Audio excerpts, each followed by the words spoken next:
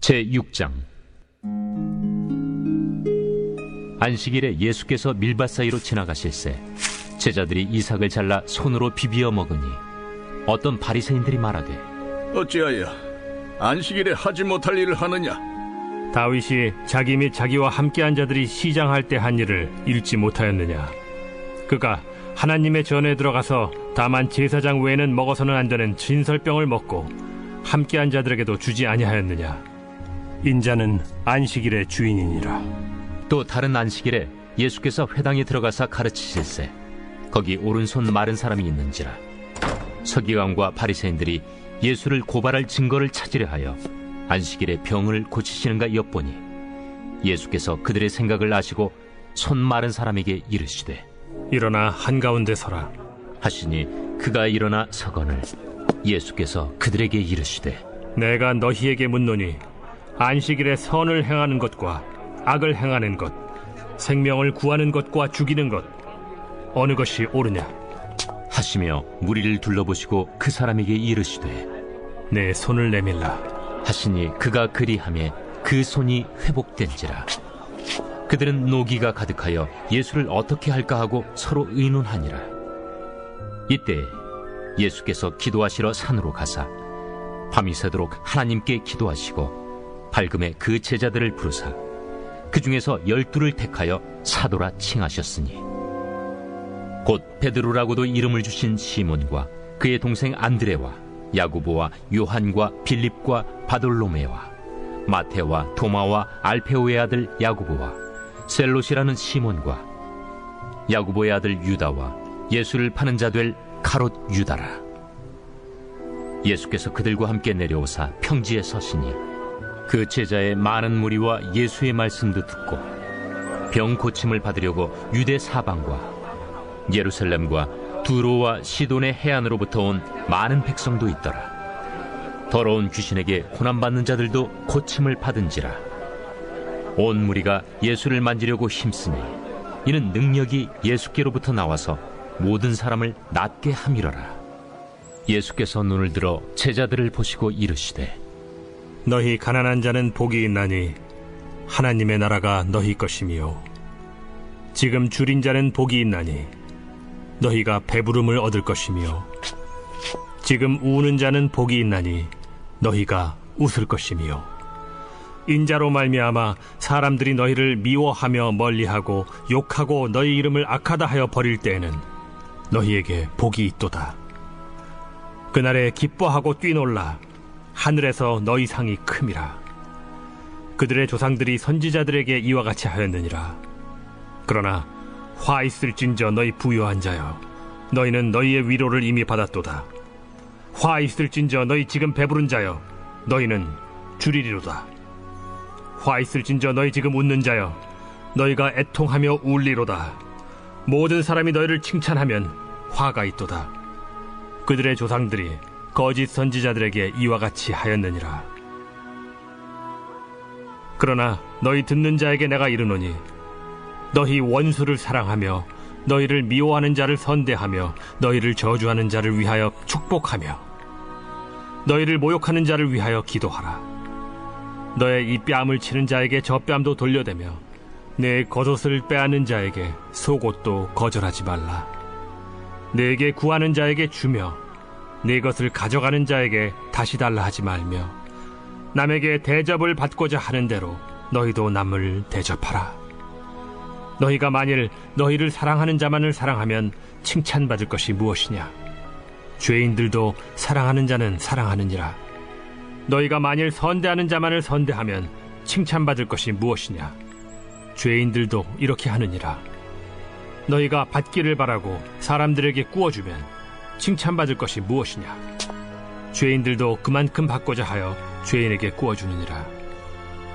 오직 너희는 원수를 사랑하고 선대하며 아무것도 바라지 말고 구워주라.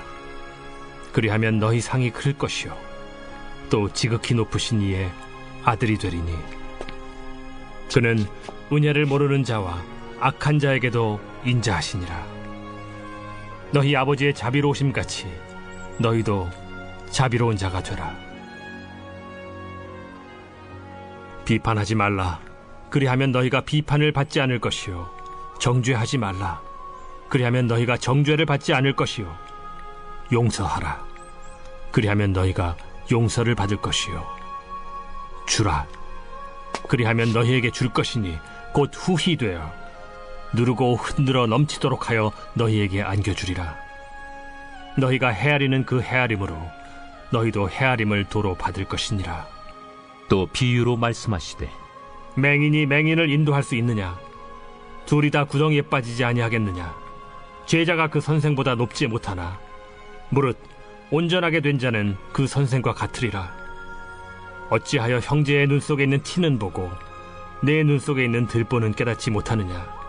너는 내 눈 속에 있는 들보를 보지 못하면서 어찌하여 형제에게 말하기를 형제여 나로 내 눈 속에 있는 티를 빼게 하라 할 수 있느냐? 외식하는 자여 먼저 내 눈 속에서 들보를 빼라. 그 후에야 내가 밝히 보고 형제의 눈 속에 있는 티를 빼리라. 못된 열매 맺는 좋은 나무가 없고 또 좋은 열매 맺는 못된 나무가 없느니라. 나무는 각각 그 열매로 아나니 가시나무에서 무화과를 또는 찔레에서 포도를 따지 못하느니라.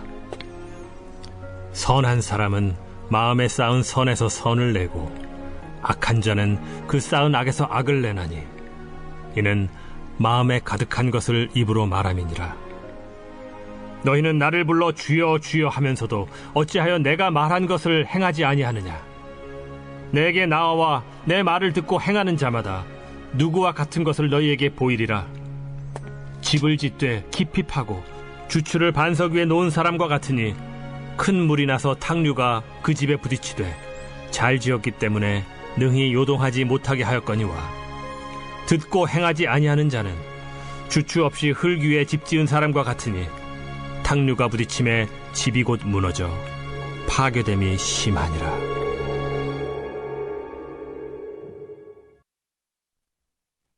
제7장.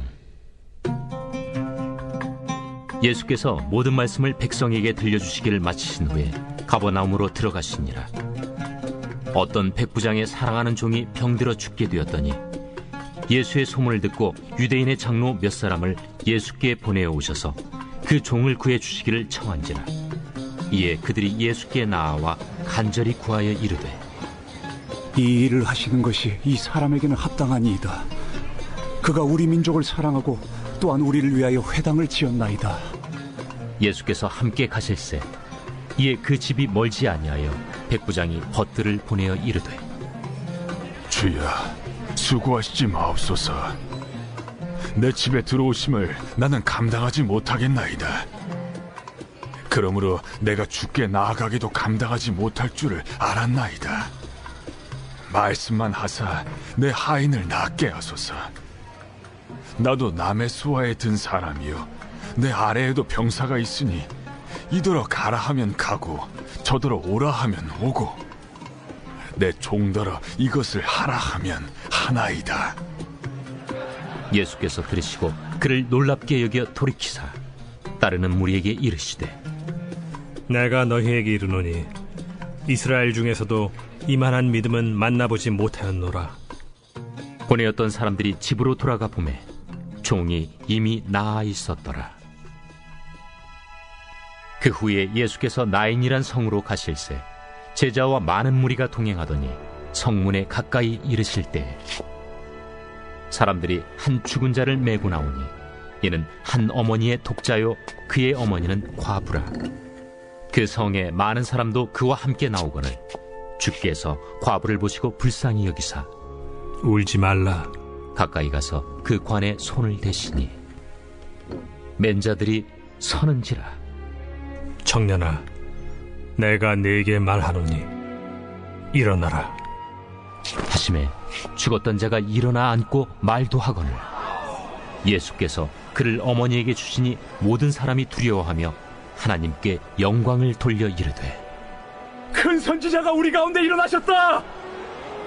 하나님께서 자기 백성을 돌보셨다.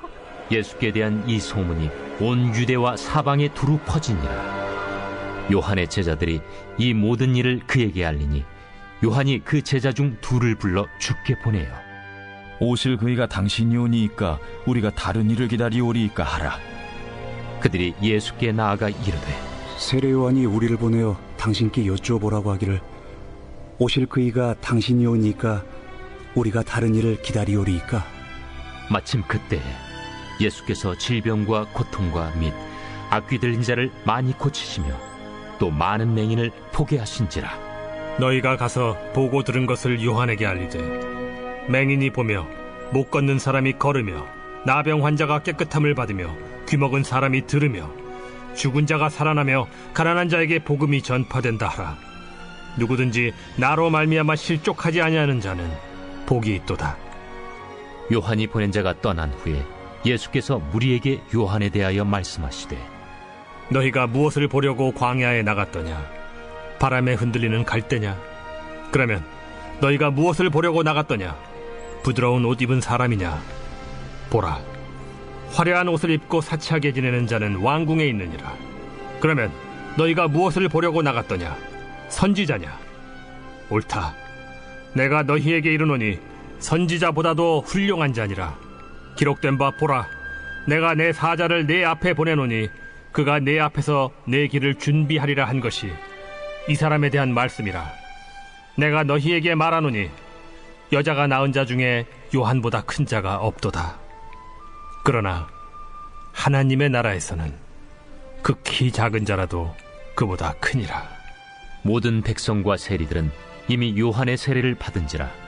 이 말씀을 듣고 하나님을 의롭다 하되 바리새인과 율법 교사들은 그의 세례를 받지 아니하므로 그들 자신을 위한 하나님의 뜻을 저버리니라. 이 세대의 사람을 무엇으로 비유할까? 무엇과 같은가? 비유하건대 아이들이 장터에 앉아 서로 불러 이르되 우리가 너희를 향하여 피리를 불어도 너희가 춤추지 않고 우리가 곡하여도 너희가 울지 아니하였다 함과 같도다. 세례 요한이 와서 떡도 먹지 아니하며 포도주도 마시지 아니하매 너희 말이 귀신이 들렸다 하더니 인자는 와서 먹고 마시매 너희 말이 보라, 먹기를 탐하고 포도주를 즐기는 사람이요 세리와 죄인의 친구로다 하니 지혜는 자기의 모든 자녀로 인하여 옳다함을 얻느니라.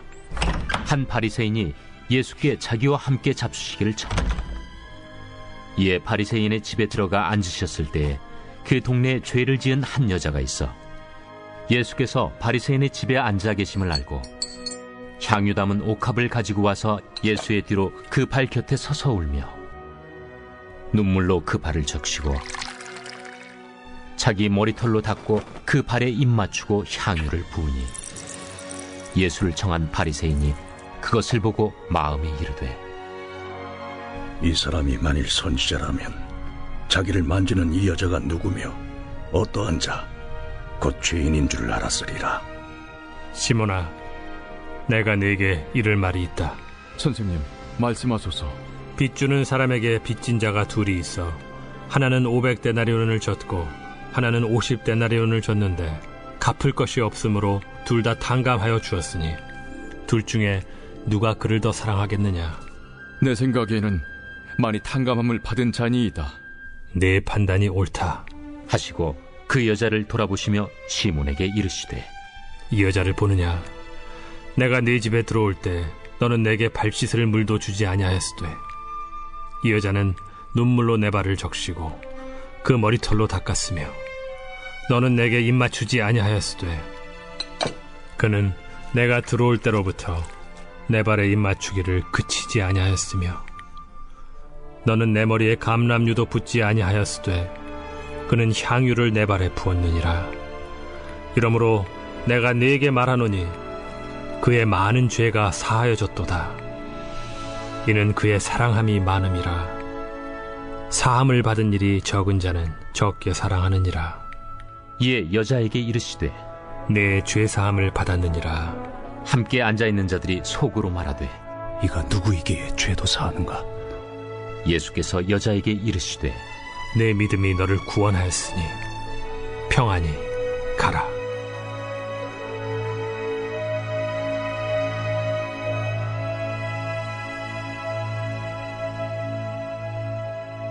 오늘 말씀의 제목은 어긋난 열심 율법주의. 아마 지난주 담임 목사님께서 말씀해 주셔서 거기에 조금 더 보태서 말씀을 좀 드렸으면 좋겠습니다. 그래서 어긋난 열심이 바로 율법주의다라고 이해하시면 될 것 같습니다. 그래서 오늘 말씀의 제목은 어긋난 열심 율법주의라고 말씀을 드리겠습니다. 제가 차량을 이 신호등 앞에 섰는데 그리고 신호가 바뀌면서 출발을 해야 되는데 차가 출발하지 않는 경험들을 여러분들 해보신 적이 있을 겁니다. 물론 차가 고장나서 그럴 수도 있지만 제가 이렇게 드라이브에다가 뒤에다 놔야 되는데 N에다 놔둬가지고 차가 웅 소리는 나는데 출발하지 않는, 또 나아가지 않는, 또 요동하지 않고 움직이지 않는 그런 상황이 있을 것입니다. 그리고 보통 우리가 공회전 한다 그러죠. 막 엔진은 엄청나게 지금 계속 돌고 있는데 헛바퀴가 돌고 있는 상황인 거죠. 바로 이런 것처럼 우리가 살아갈 때 이 율법주의가 바로 이런 공회전하는 거랑 유사하다는 것입니다.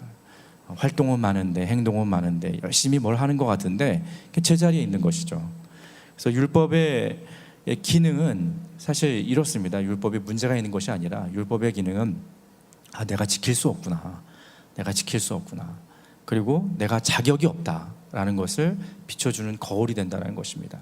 그것뿐만 아닙니다. 결국에는 자기가 어떤지에 대한 현주소를 알려주고 그 현주소를 알게 되면 그 다음에 필요한 것이 뭐냐면 내 힘으로 안 되는구나, 내 힘으로 안 되는구나 라고 하면서 우리가 십자가를 바라보게 되고 주님의 사랑이 절대적으로 필요한 사람이라는 것을 깨닫게 하는 게 율법의 가장 큰 기능인 것입니다. 그래서 예수님은 말씀하셨죠. 율법을 폐하러 오신 것이 아니라 어떻게 하러 오셨죠?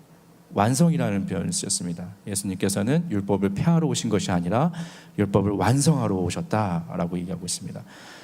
그래서 율법주의로 가게 되면, 율법 자체는 문제가 아니지만 율법주의로 간다는 것은 행동은 있지만 정신이 사라진 상태를 얘기하는 것이 바로 율법주의가 될 수 있다는 것이죠.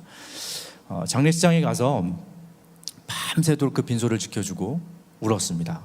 울고 나서 그 아침에 일어나서 상주에게 그런데 저기요, 누가 돌아가셨나요? 누가 돌아가셨나요? 이렇게 물어본다면 제가 볼 때 이게 율법주의의 단면이라고 생각합니다. 밤새도록 빈소를 지키고 그 자리에 있었고 그리고 눈물도 흘리고 모든 활동들이 이루어졌는데 아침에 일어나서 상주한테 물어보는 게 뭐라고요? 누가 돌아가셨어요? 이게 사실 율법주의의 한 단면일 수 있다는 것입니다.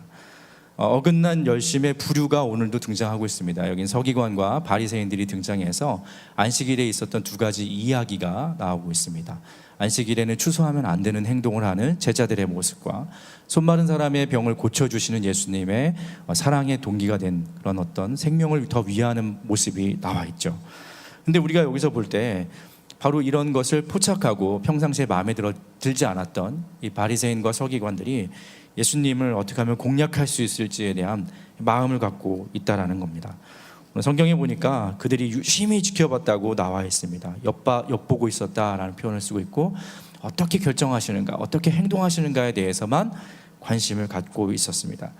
그리고 나서 결국 예수님이 율법을 어기는 행위가 이루어졌을 때 그들이 찾아가서 맹렬하게 공격하는 모습이 나와 있습니다. 10계명 중에 4계명이 바로 안식일을 거룩하게 지키라는 그 표현이 있는데 그것을 잘 지키기 위해서 39가지의 내용으로 또 쪼개놨습니다. 그리고 또 그 39가지 금지사항 중에는 그 안에는 또 세부적으로도 지켜야 할 내용들을 만들어 놓은 게 바리새인들이 가졌던 마음이라는 거죠. 근데 어떻게 보면은 우리가 좀 잘 생각하셔야 되는데 처음부터 바리새인들은, 처음부터 서기관들은 이렇게 문제로 출발했을까요? 그렇진 않았다는 것입니다. 바리새인들이 출발하게 된 배경이 있습니다. 아주 오래된 역사지만 그 이스라엘 백성들이 계속해서 침략을 받고 수모를 당하고 포로로 끌려가면서 그때 포로로 가서 생각했습니다. 지금 우리가 왜 이런 불편한 일을, 억울한 일을, 그리고 이민족에게 무시당하는 일을, 하나님의 백성이 어떻게 이런 일을 당할 수 있느냐라는 질문을 하게 됩니다. 그러면서 처방전을 내놓죠. 우리가 이렇게 된 것은 하나님의 말씀을 지키지 않아서 그렇다라고 결론을 내리게 됩니다.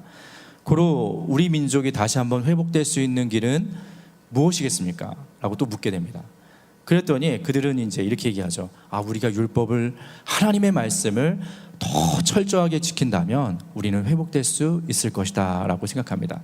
그래서 조목조목 안식일을 거룩히 지키라는 것에 대해서 39가지 금지 내용이 나오고 그 안에 세부의 세칙들이 다 나와서 그걸 열심히 지켜 나갔다는 것입니다. 어떻게 보면은 반성적인 운동이 바로 율법의 운동이었는데, 그게 사실 처음에 시작했던 동기가 사라지고 또 마음이 사라지고 그 마음과 동기와 출발했던 근거가 사라지기 시작하면서 결국 화석화되어서 굳어졌다는 것입니다. 그리고 이게 결국에는 주객이 전도돼서, 제가 이런 말씀을 드렸죠. 밤새도록 울며 빈소를 지켰는데 결국엔 누가 돌아가셨어요, 이런 얘기랑 동일하게 된다는 겁니다. 우리도 그렇지 않습니까? 이게 뭐가 인생이 잘 안 풀리거나 내가 계획했던 일이 꼬였을 때 우리가 보통 이런 표현을 하지 않습니까? 내가 뭘 잘못했을까? 내가 어떻게 하면 더 잘 살아야 될까? 이것을 회복할 수 있는 방법이 무엇일까? 하면서 내가 말씀을 더 잘 지켜야겠구나, 내가 더 주님의 전에서 기도해야겠구나, 내가 더 이렇게 현실을 돌아보면서 나아져야겠구나 라고 생각할 수 있다는 거죠. 하지만 어느 순간인가는 또 어떻게 됩니까? 시간이 거듭되고 반복되고 습관화되면서 점점점 출발의 동기와 또 마음가짐은 사라져버리고 언젠가는 그냥 행위만 반복되는 상황이 될 수 있다는 것입니다. 고로 우리도 사실은 신호등 앞에서 출발하지 않는 차의 모습을 가져서 계속해서 공회전할 때가 있다는 것이죠. 그래서 중요한 것 중에 하나는 율법이 나쁜 것은 아닙니다. 율법은 예수님께서 분명히 중요하다고 하셨고 우리의 거울이 되고 우리의 현주소를 깨닫게 해주시는 아주 중요한 기능이 있다고 말씀해 주셨습니다. 하지만 율법주의는 문제가 있는 것이죠. 우리는 지난주 담임 목사님이 말씀하셨던 것처럼 율법주의가 아니라 복음주의로 가야 되는 것입니다. 율법을 통해서 우리가 죄인인 것을 깨닫고, 깨달은 것뿐만 아니라 주님의 사랑이 절대적으로 필요한 사람이라는 것을 알고, 그리고 복음에 합당한 삶으로 거듭나지 않는다면 이 율법이라는 것이 기능을 잃어버릴 수 있다는 겁니다. 이런 거죠. 안식일을 제정하신 것은 하나님과의 밀접한 교제를 위해서, 어떻게 보면 하나님 앞에 부름받은 자녀의 특권으로서의 삶을 요청하신 건데, 지금은 무엇을 하느냐 안 하느냐의 차원으로 축소되고 왜곡되고 제한되고 있다는 게 바로 문제라는 겁니다. 단지 그 안식일을 통해서 어떻게 하면은 그 하나님과의 관계를 회복할 것인가, 하나님과 더 친밀한 교제로 나아갈 것인가에 대한 초점이 있어야 되는데, 어떤 것을 하고 말고의 문제로 자꾸 축소하고 왜곡되다 보니 결국에는 이것이 이제 율법주의화 되었다는 겁니다.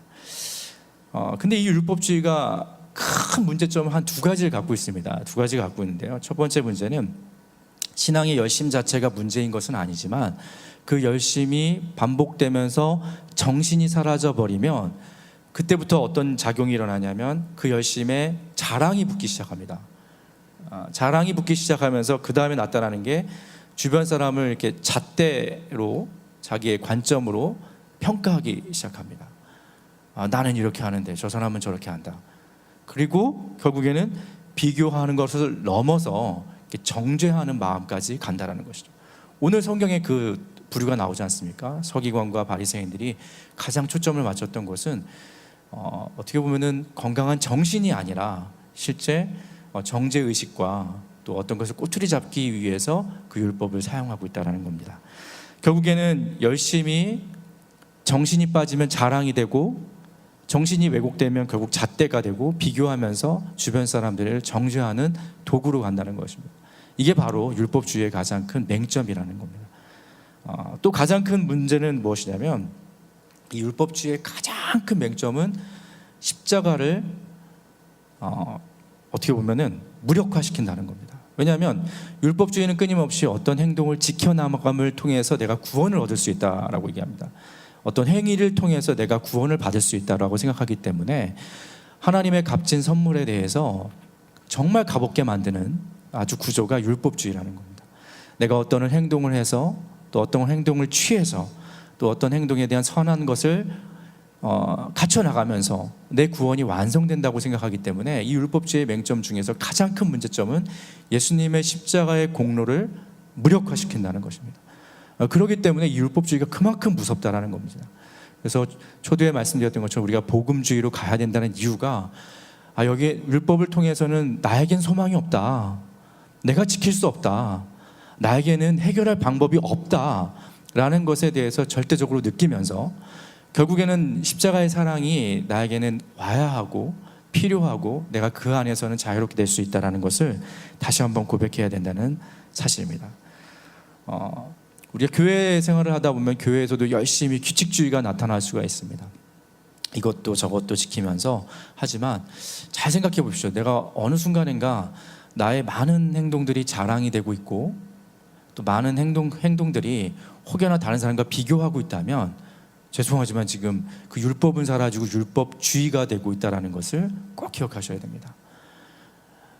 그리고 그 율법주의의 가장 큰 맹점은 예수님과 더 멀어진다는 것입니다. 왜냐하면 예수님의 십자가를 무력화시키기 때문에.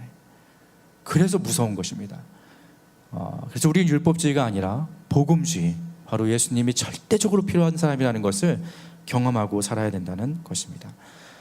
우리는 이제 11월 되면은 추수감사절이 있습니다. 여러분, 우리가 365일 매일의 감사로 민족을 새롭게 하는 날이 와야 되는데 그렇게 살지 못할 때가 많습니다. 근데 적어도 이제 돌아오는 11월부터 아니면 지금부터라도 오늘부터라도 여러분 십자가를 자랑하기 위해서 감사하셔야 됩니다.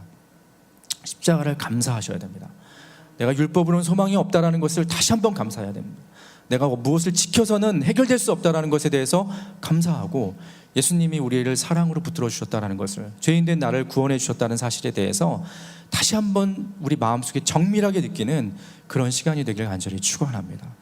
11월 한 달 동안 한번 도전해 보십시오. 지금까지 써보지 못했던 감사일기도 한번 써보시고, 나를 구원해 주신 거, 나의 부족한 것들을 이제까지 채워주셨던 거, 어려운 이 시기 속에서도 지금 어쨌든 이 안에서 또 다시 한번 살게 해주신 하나님께 감사하는 그런 귀한 마음들이 있었으면 좋겠습니다. 특별히 그 감사 속에 꼭 기억하셔야 될 것은 예수님의 십자가를 감사하십시오. 예수님의 십자가가 우리를 구원하셨고 율법으로서는 구제받을 수 없는 나의 인생을 송두리째 모든 것을 해결해 주신 분이 예수님의 십자가밖에 없다는 것을 기억하는 저와 여러분이 되길 간절히 축원합니다. 말씀을 정리하겠습니다. 율법의 기능은 있습니다. 예수님께서도 율법을 폐하러 오신 것이 아니라 율법을 완성하러 오셨습니다. 그 완성의 가장 큰 중심에는 십자가의 사랑이 있습니다. 왜냐하면 우리는 율법으로 구원을 얻을 수 없기 때문입니다. 우리는 율법으로는 죄인된 우리의 모습만 보일 수밖에 없다는 것입니다. 하지만 예수님을 통해서 우리가 다시 한번 하나님의 자녀가 됐다는 것을 기억하는, 율법주의가 아니라 복음주의로 살아가는 저와 여러분이 되길 간절히 축원합니다. 기도하겠습니다. 이 시간 우리의 말씀을 기억하면서 여러분들 같이 함께 기도했으면 좋겠습니다. 때에 따라서 우리 혹시 어긋난 열심으로 어떤 규칙을 잘 지키면 다 해결된다고 생각했다면, 우리 혹시 율법주의가 아닌지, 혹시 나는 이렇게 열심히 하는데 다른 사람은 놀고 있는 것처럼 보이고, 나는 정말 열심히 살았는데 내 모습이 꼬여 있다면, 혹시 나도 서기관과 바리새인들처럼 율법주의의 잣대로 모든 것을 생각하고 판단하고 바라보는 건 아닌지 좀 생각해 봤으면 좋겠습니다. 율법주의는 십자가를 무효화시킵니다. 율법주의의 가장 큰 문제는 예수님이 없습니다. 오히려 예수님이 더욱더 생각나는 율법의 복음주의가 되는 우리 삶이 필요합니다. 오늘 그 삶을 위해서도 기도해 주셨으면 좋겠습니다. 나의 공로로 된 것이 아니라 오직 예수님의 보혈로 우리가 구원을 얻었다는 사실을 꼭 기억하셨으면 좋겠습니다. 또 함께 같이 기도했으면 좋겠습니다.